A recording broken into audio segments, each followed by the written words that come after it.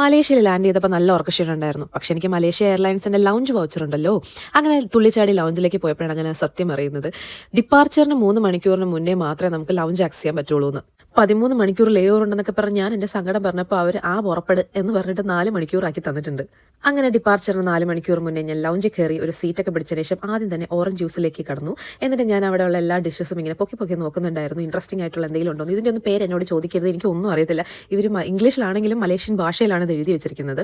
ഒരു റൗണ്ട് കറങ്ങിയതിന് ശേഷം എനിക്ക് ഇൻട്രസ്റ്റിംഗ് ആയിട്ട് തോന്നിയ കുറച്ച് സാധനങ്ങളായിട്ട് ഞാൻ സ്റ്റാർട്ട് ചെയ്തു. ഇതൊരു ചിക്കൻ ബ്രോത്ത് സൂപ്പും കുറച്ച് ഡംപ്ലിങ്സും ആണ്. ചിക്കൻ ബ്രോത്ത് സൂപ്പ് അടിപൊളിയായിരുന്നു. പിന്നെ ഇതൊരു മഷ്റൂം എന്തോ മീറ്റും എന്താ സീ ഫുഡ് ഉള്ള ഒരു ഇതാണ്. പിന്നെ ഇതൊരു സ്വീറ്റ് കോൺ ബണ്ണാണ്. അത് ഭയങ്കര മധുരമായിരുന്നു. പിന്നെ ഇവിടുത്തെ ബാർ കൗണ്ടറിൽ പോയിട്ട് ഞാൻ കുറച്ച് ഷാമ്പയിൻ ഓർഡർ ചെയ്തിട്ട് കുടിച്ചു.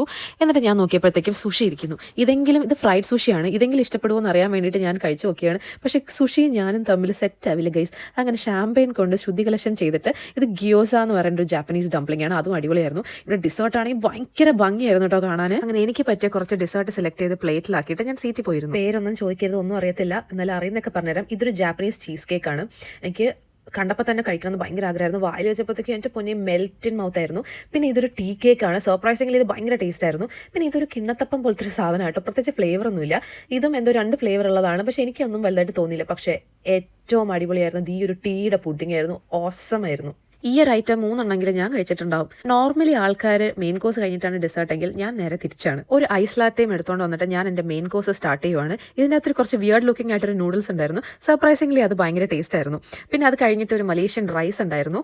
അതും കൊള്ളായിരുന്നു. അതിൻ്റെ മുകളിൽ ഇച്ചിരി ഫ്രൈഡ് ഒണിയൻസും സ്പ്രിംഗ് ഒണിയൻസ് ഒക്കെ ഇട്ട് ഡെക്കറേറ്റ് ചെയ്ത് വെച്ചു. എന്നിട്ട് ഞാൻ വലിയൊരു പീസ് ബീഫ് എടുത്ത് കഴിച്ചാണ്. എനിക്ക് ഇഷ്ടപ്പെട്ടില്ല. അതിനകത്ത് ലെമൺ ഗ്രാസ് ചേർത്തിട്ടുണ്ടായിരുന്നു.